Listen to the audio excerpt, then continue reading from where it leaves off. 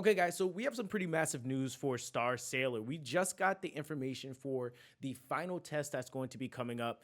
The developers go to say, we're excited to finally return and share news of the final test.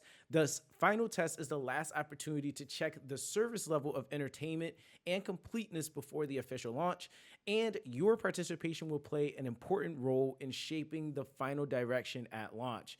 Now, I think that this is obviously a pretty big deal, especially for those of you guys that did enjoy the last beta. Giving this one also a go so you can see some of the changes and giving more feedback is just going to give us a more well-rounded game to go into when we get into the official release. Now, it says, we're thrilled to adventure with you once more, and we're preparing to show you the full experience you've been waiting for. The final test begins on November 26 PST and will be available on Android devices.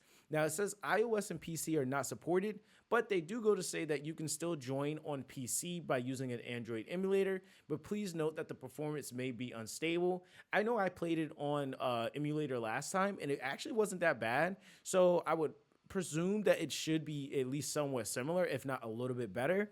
But it goes to say that the participation link will be shared on November 26th through a separate notice. Please share below, or please read below for more details. Now, again, like I said, it's going to be happening on the 26th through the 7th. And then on the 27th, 11 a.m. through December 8th, 4 p.m., that's KST. So I think that that's Korea, right? Now it says how to participate, and basically it's the link to the final test will be provided on November 26th.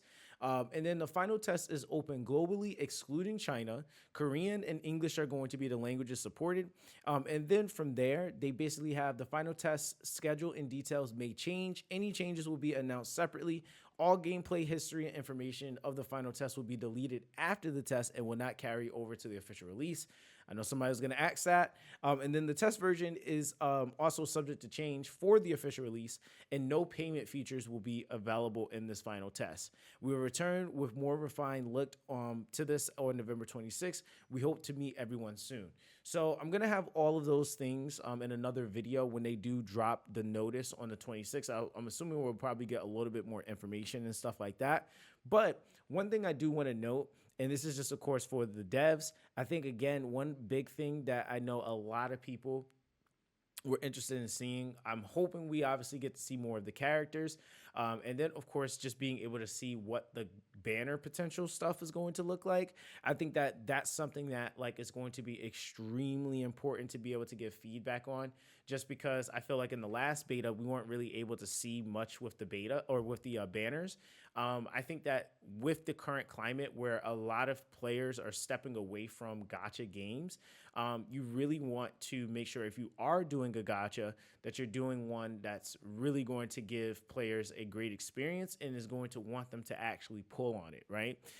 So that's only my extra tidbit I want to give there. But other than that, I'm pretty excited for this specific beta. I feel like this is going to be, again, getting us closer to that official release. And if all goes well, usually we typically can see these games come out after a final test anywhere from a month to 2 months after, and maybe even sometimes sooner, depending on how well everything goes. So I think that this is actually pretty good. We're going to be having, I think, KR and Global relatively close to each other, which I think is actually, if not at the same time, which I think is also a huge W.